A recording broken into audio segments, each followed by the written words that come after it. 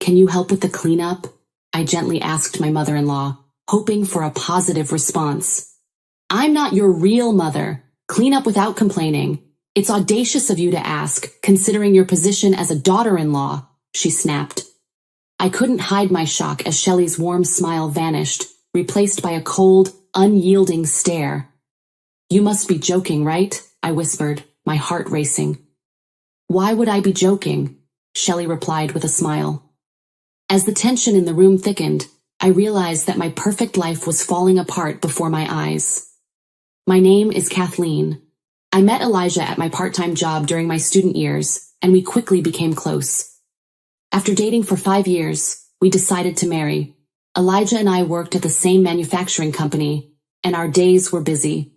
However, this busyness strengthened our bond. Every evening, we returned home on the last train, and no matter how tired my husband was, he waited for me at the station. Whenever he saw me, he greeted me with a bright smile. Elijah genuinely cared for me and made me forget my daily fatigue. I felt happiness in our daily life.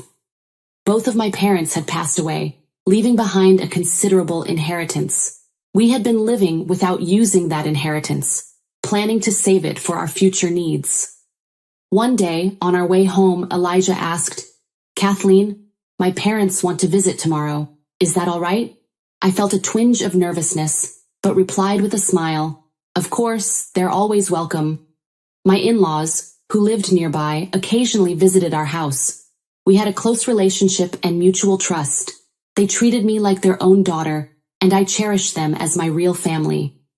One day when they visited, my mother-in-law Shelley suggested, Kathleen, Elijah, this house is getting old. If you don't mind, why don't we live together? I think the day when we'll have grandchildren is coming soon, and I think I can help with household chores. My father-in-law, Bradley, also agreed. Bradley, who was always cheerful and friendly, had recently shown signs of health problems. Elijah and I had become increasingly concerned about this change, and we often exchanged worried words about it.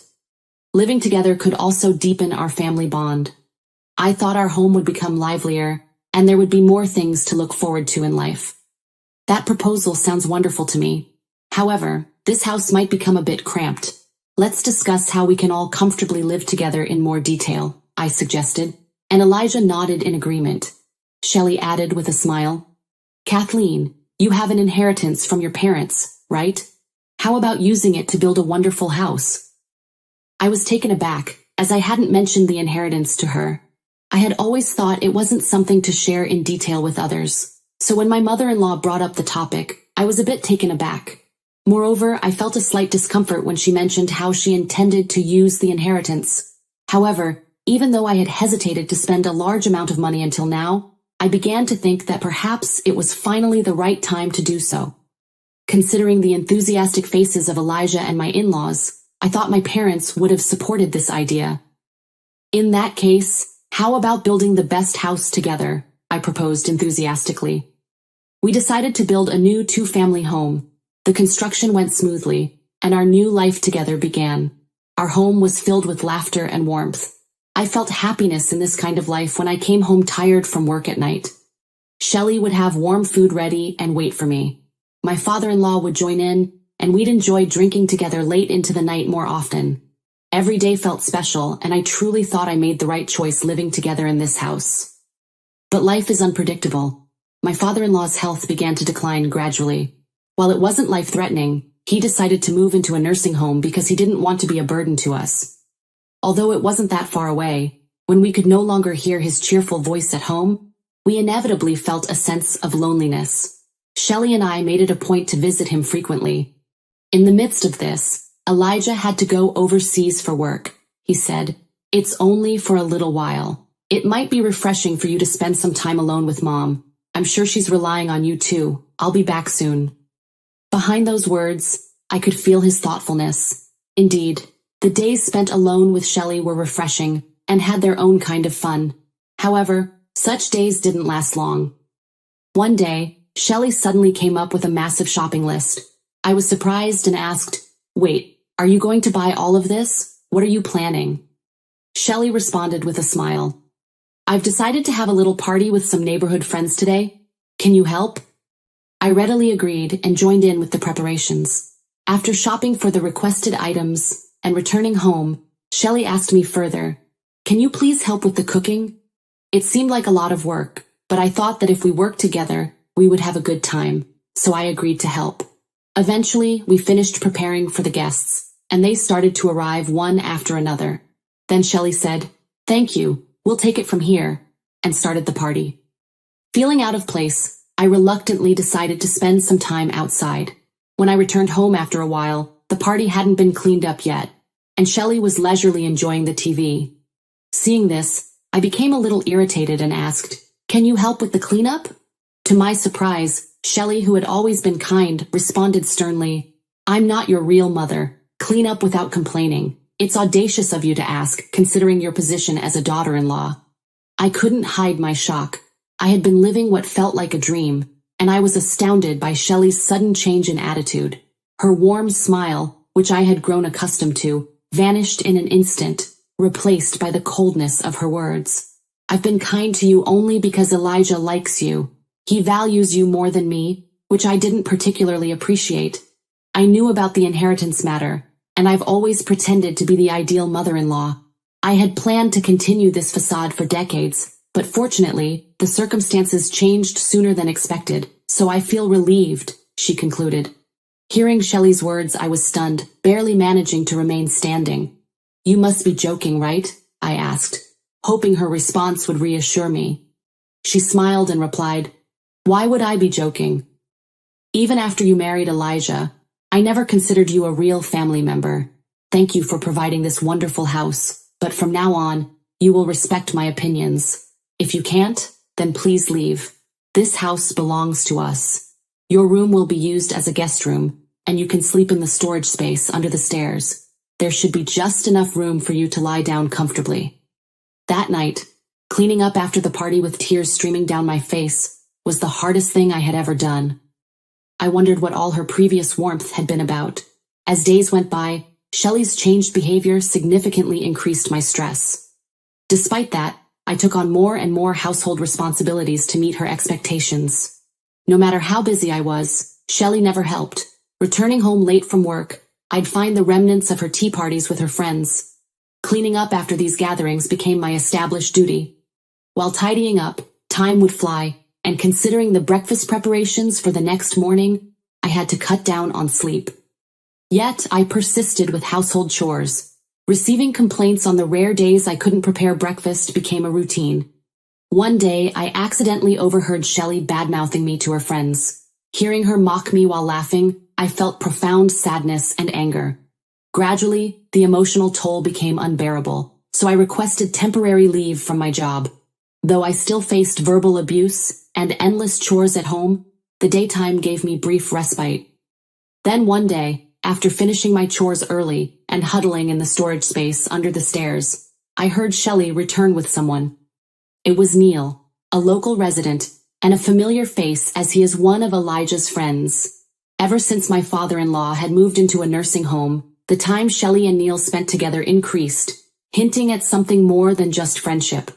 At first, I thought they were just friends, but the special atmosphere between them and their silent exchanges hinted at something else. I had tried not to ponder what might be happening between them. From the gap in the storage under the stairs, I cautiously observed the situation. At that moment, I witnessed Shelley and Neil kissing intimately. I had suspected something was going on from their demeanor, but being confronted with this reality, I was deeply shocked. It seemed that Shelley was having an affair with him in our house. Hoping for the scene to end as soon as possible, I closed my eyes and covered my ears, waiting, unable to bear the situation. I decided to visit Bradley at the nursing home in the following days. He had always been understanding and was a source of comfort for my heart.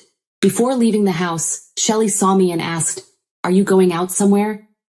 "That's perfect timing. I have friends coming over tonight, so spend your time outside." Sensing the underlying tone of her relationship with Neil, I rushed to see Bradley. Upon meeting him, he seemed to sense my pain and comforted me. I poured out my heart about Shelley and Neil's affair. He listened carefully to my story, and after I finished speaking, he began to speak slowly. His words resonated deeply in my heart. It seems you've been through a lot, but it's probably only Shelley who is blaming you unfairly. You're not alone, Kathleen. I'm glad you've come to me in this tough time. Elijah must be worried about you too. I'll handle this matter properly, so don't worry. With that, Bradley gently stood up, offering his hand, and said, "Let's go home together. Are you okay? Please don't push yourself too hard." "Thank you for worrying about me, but for your sake, I can endure anything," I replied, feeling his warmth. We walked beside each other on the way back home. When we arrived at the house, I noticed that the visitors' shoes were left as they were in front of the door. They had probably assumed that I wouldn't be returning so early. Bradley, without any hesitation, went inside the house and into the room where Shelley and Neil were. Shelley looked shocked, her eyes wide. On the other hand, Neil went into complete panic, staggering as he jumped out of the window barefoot. If he was just a friend, he wouldn't be so flustered. "Shelley, I've heard a lot from Kathleen." "I'd like to hear your side of the story," Bradley said, his tone calm but firm. Shelley seemed unsure of how to respond, but finally said, "I apologize for the affair, but Neil approached me first, so it's not entirely my fault." Hearing her response, Bradley sighed deeply and replied, "The issue is how you treated Kathleen." Before Shelley could say another word, Bradley placed divorce papers on the table. "Let's resolve this properly. I want you to leave today." Shelley was in a state of panic. "But it was just a one-time thing, and yet you're handing me this? It's not fair to blame me alone. Why are we getting a divorce when you believe that girl's story?" Bradley, choosing his words carefully, replied, "I consider Kathleen as my own daughter. As a parent, I can sense her emotions and thoughts very clearly, but it seems you can't see that." Shelley looked down and fell silent. "Leave this place by today. If I find you here tomorrow, I won't hesitate to call the police. Understood?" Upon hearing those words, Shelley collapsed to her knees. Afterward, on Bradley's advice, I spent the night at a nearby hotel. When I returned home the next day, Shelley was gone. I heard that Shelley now lives in a cramped old apartment in the neighboring town. She had exhausted all her funds on expenses related to the elderly care facility, and despite her age, seemed to be working multiple part-time jobs to make ends meet. A few days later, Elijah returned home. When I told him everything that had happened, he looked astonished. "I had no idea such things were happening. I'm glad Dad was there when it happened," he said. After that, our lives returned to a peaceful and happy state. It might not be long before this spacious house gets a new addition to the family.